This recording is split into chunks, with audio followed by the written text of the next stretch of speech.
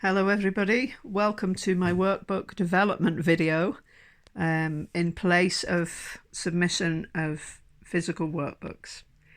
These two workbooks that I'm going to cover just now, fairly quickly actually, are really like a diary or a blog.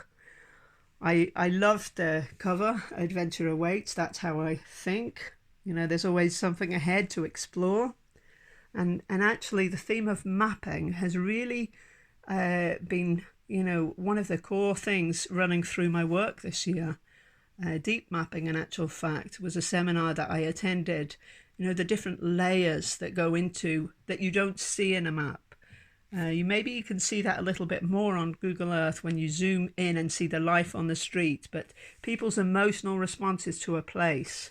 And, actually, I think that really speaks to my work. So in these two books, what I've done is I've basically recorded my journey through the first semester. An invitation here by the Polish consulate in Edinburgh to the Scottish Parliament to attend their commemoration of the outbreak of World War II. A map there, Holyrood. Whilst I was there, I showed the Consul General, Ireneusz, I can't pronounce his name without looking properly, Ireneusz Tredowski. I showed him the exhibition I just prepared for Poland, and he asked me to send it to him.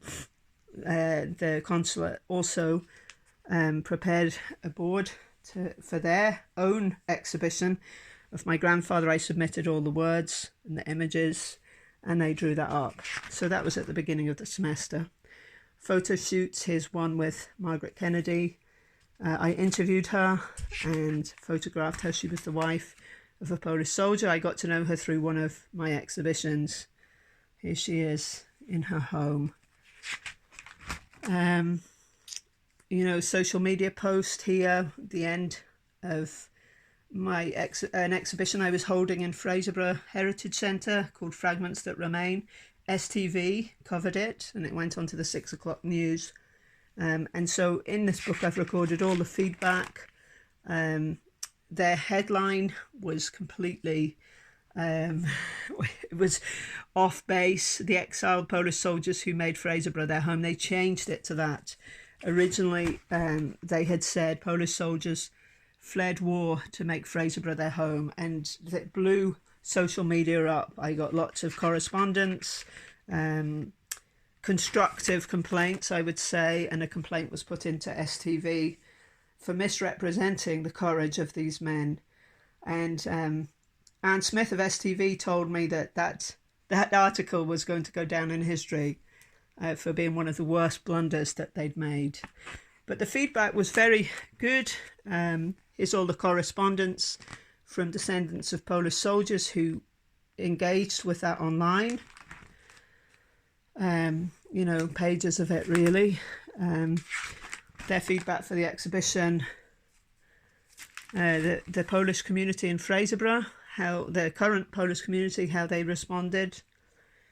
You can see this news clip on my website. And again, that's all that. I recorded all of that, and they corrected the headline. I also made a video for the people who were a part of the exhibition, which you can view. And a thank you card from the Heritage Centre for me holding my exhibition there. I mean, really, I needed to thank them for hosting me. They gave me amazing feedback. The receptionist said they'd had so many people come. Some people had left in tears. So that's what that is. I was then in September. I held a conference in Shetland. I was invited, hosted by the Baptist Church, to hold a conference on my work in Israel. I spoke 3 times, and I was interviewed by Radio Shetland. So here again documents my journey. So this really was my blog, I suppose, which can't be submitted. Background, to that conference. I did a lot of research. I received material from Stand With Us, an organisation which stands with Israel. This was a proposal that I wrote for the Scottish Jewish Archives. They asked me to speak in January, which I did. I went there, spoke to about 100 people that came. It was a ticketed event. And through that, I was asked by SCOCHEC, the Scottish Council of Jews, if I would be willing to do a tour of Scotland. Of course, again, that's on hold. Here we are. This is my speaker ticket. And that's still live, actually, on the Scottish Jewish Archives website. And yesterday, just yesterday, we're still in April, I received, it's April the 29th, I received an email from somebody who'd engaged with that on the Scottish Jewish Archives from Abu Dhabi, or Dubai, the United Arab Emirates, a Muslim lady who had read my story. It directed her to the website. She wanted to get in touch with me. She was profoundly moved and wanted help with tracing her own family. I put her in touch with Michael Tobias, a Jewish genealogist, and he has been helping her since then. This documents a visit by some Palestinian lecturers to Gray's School of Arts. I was invited to meet them and photograph them because of the work that I'd done in Israel, and really had a lovely time. I did some background reading on their university, took some lovely portraits. This lady had never been to Britain before. I'm not sure if she'd been out of Israel before. So that's that. I missed this as just an introduction to others by the Embassy of Israel. They were introducing other people to my work. So that was a very interesting meeting. Really enjoyed it. Because I've done work with victims of terror, I started looking for Scottish victims of terror. People that had been caught up in attacks in Jerusalem. When I was in Shetland, I was given this lady's name. Somebody came and spoke to me and said, you need to follow them up. She was killed in Jerusalem and her parents live near here. So I've not managed to trace them yet, but I will. And another boy, Yoni Jesna, I was given his name. He came from Glasgow, and I have spoken to his mum. She now lives in London and would like to be included in my work. This is work that I did actually a long time ago, the Edinburgh Fringe, but I was sent this because it also mentions Yoni Jesna. Now, this was quite an important question which has stayed with me and, may influence my dissertation. Is teaching children about World War II bad for their mental health? I couldn't believe it when I heard that. But I understood that the young man asking the question didn't understand why we would teach about the suffering and the sacrifice of so many people, to following generations. He felt it would traumatize them. Here's another guy. Stop teaching about the Holocaust so that children see Germany in a better light, says Lord Baker. Why do you ask those kind of questions? I suppose you're not wrong to ask them, but I wanted to explore the reasons why I knew in my heart that they were the wrong. They weren't helpful. I won't say wrong. They weren't helpful. Why should we teach children about World War II? And I think one of my answers could be found in Captain Tom Moore, who's just raised so much money for charity, and he has that war spirit, that resilience. We're going to overcome what we're going through just now with COVID, and some of the people that I've interviewed have experienced such darkness but have come through with such amazing character and resilience. But we should never let the world forget, because humanity is only ever a step away from treating each other so or so terribly. I think it's always a possibility, and we must never forget just how bad human nature, how low human nature can fall. Here's some questions I asked myself. What am I doing to try and sort my brain out? What's ongoing? What's it about? All important questions. How have people lived through big trauma? This lady said to me, my work is all about healing. So, where do you go with trauma? What is good practice for healing? Explore these areas. Don't try and pin them down at this point.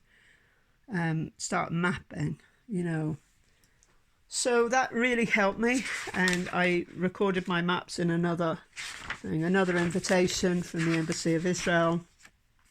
I was invited to speak in Glasgow at a ladies group, and on my way home to catch the train I came across this stall.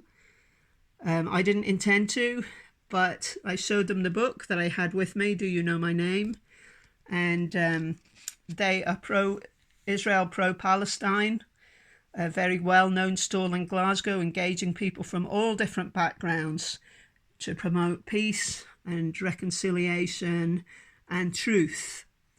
And, I had a very interesting meeting there, actually. And they asked me to do some work. But here I'm always taking pictures of my journey. Glasgow Friends of Israel, that's right. So they asked me to come and work with them. I've also had correspondence with a Polish author. He records aristocracy, a bit like Burke's de Brett, I suppose. And he wanted information about my great aunt that I'd uncovered. And in turn, he looked for information for me, and he found my great aunt's marriage translation. So I'm always working with other people, and my work is always ongoing. Research, I should say, is always ongoing. And that's recorded in there. So you can see that's really a blog. And this second book is very much the same. I haven't continued it after we got sent home. But I'm really disappointed, actually. I haven't. I may at a later date, because I love having a proper record. This was work I was doing, deep mapping, really, of this building. 14 Walikov Street in Warsaw. Who lived in it? Who were the academics? Who were the creatives? Who were the photographers? Who were the poets? What did they want to say? Here's one of the photographers. Here's one of the photographers. This is my husband. Come in. I'm just recording my workbooks. Yeah. Say hello. Hello. So here's a photographer that lived there. Menachem Kipnis. I'm recording it to go on my website. Menachem Kipnis. I was fascinated by the work that he'd done. So, more of the same. Samuel Bach is a painter that I really relate to.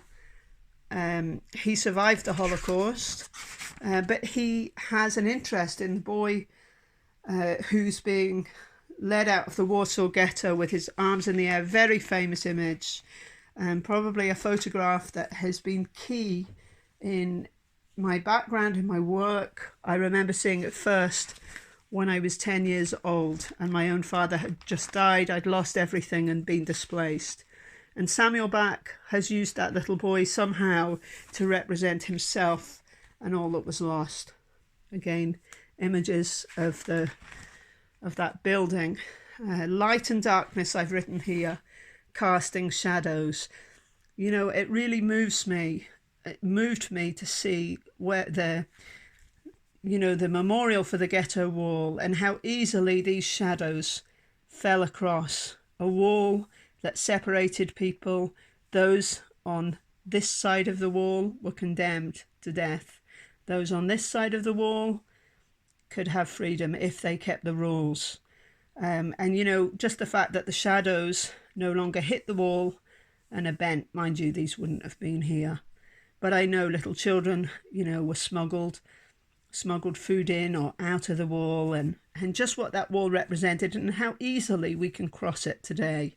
I think that's so powerful in black and white.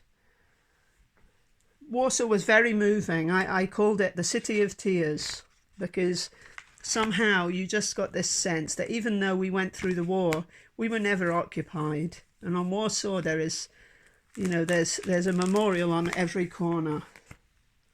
So some more information about this building. The mezuzah, which Jews have on the door, with a verse of scripture in it. This came from from a home in that building. And I created this panel for my submission in December. I called it The Ground on Which Past and Present Meet, 1939 to 2019. I used a quote you'll find on my website for a project. I'm not sure how to say it in Latin, but it translates "there are tears in things." I really loved that quote. I found it in a book that I read by Daniel Mendelsohn called The Lost.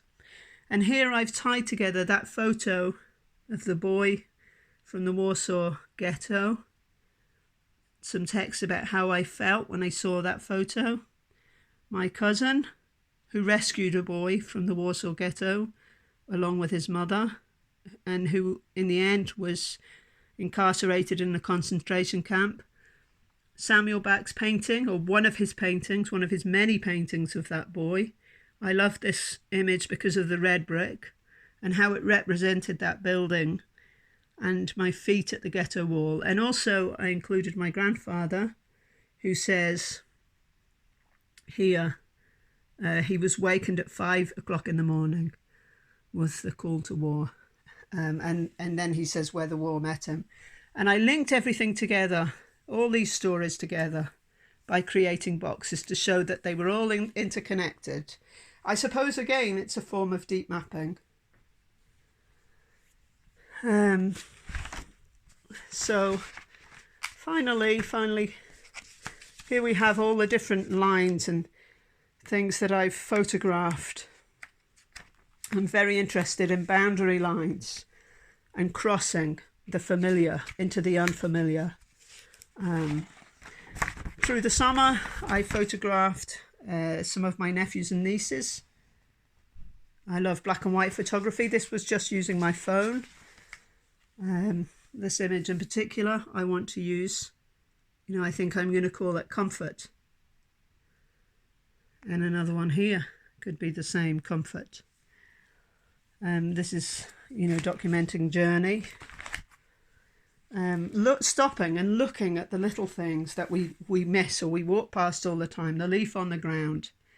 It's had a life and now it's fallen on the ground, soon to be forgotten. I was shocked to see this on my way home in Fraserburgh. One day I reported it to the police. And again, I see here, I seem to, I seem to enjoy placing my feet in an image. I think it places me there. It says I am here and I'm engaging with what I'm photographing, and I want people to see that. I don't know why I do that. I've noticed I've done it for years. And there's a line, I was fascinated, I think, by the leaves and the water running by.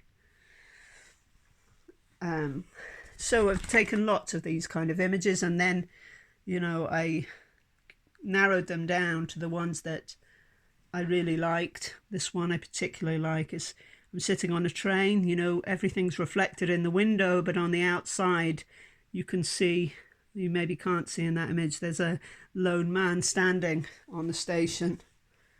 Autumn. I wanted to photograph the seasons at university, and this actually reminded me of a work that I saw in the Aberdeen Art Gallery by Martin Parr. It seems to be a typically Scottish image. That was when I arrived in Shetland for that conference. Here I'm fascinated by the barriers, which would stop a car but wouldn't stop you, and how the barriers actually, add to the picture because of the colours. This is my journey home from university. I'm stopped at the lights, and this is one of my dad's journeys home. He's done the same thing as me, and You know, I love these connections in past and present. You know, my dad stopping and doing the same thing, and here I am. You know, he probably did this in the 50s, and here I am, you know, in 2020, doing a similar thing. Reflections, that's what I've called it. There's my great aunt reflecting, and some images I took on a train. Poor people, didn't know I was doing it. And I've recorded something there to say about that, or maybe take some photographs and upload them separately. So there we are. That gives you an understanding of how I kept a blog. These are to be added. Some of the last times that I met together with my fellow MA students. I blogged those on Instagram. And I'm looking at photographs that would just speak to anybody. You know, they're not, you can take any meaning that you want to from this image. Even though I know there's a meaning behind it, you can take your own meaning from it. And I want to look more for photographs like that. These are, and then finally I have images of my grandmother's passport, which I received just before lockdown. Really, really incredible document. That took her out of war-torn Europe, you know, at great danger. There's some Nazi stamps on her passport. How has it survived after all these years? I've never met my grandmother, but now I know some of the route that she took. This gave me chills. Helena Lease. And I blogged about this passport on Facebook, and I'd never ever had so much engagement from people. So I was able to work out her journey, and I want this to feature somehow in my work, because it's an object, and I realized that it was the object that people were engaging with, this authentic object that contained within the pages was so much history. I wouldn't be here without it. So there we are. You can see I've also keep a blog now online. Well, not so much online, but I record digitally now. But I think I would like to go back to these books. There's something about having something tangible and tactile that you can look at and hold. Even just looking at this and holding this really means something to me. So thank you for listening. I hope I didn't bore you, and I hope it gives you an insight into how I record my own journey.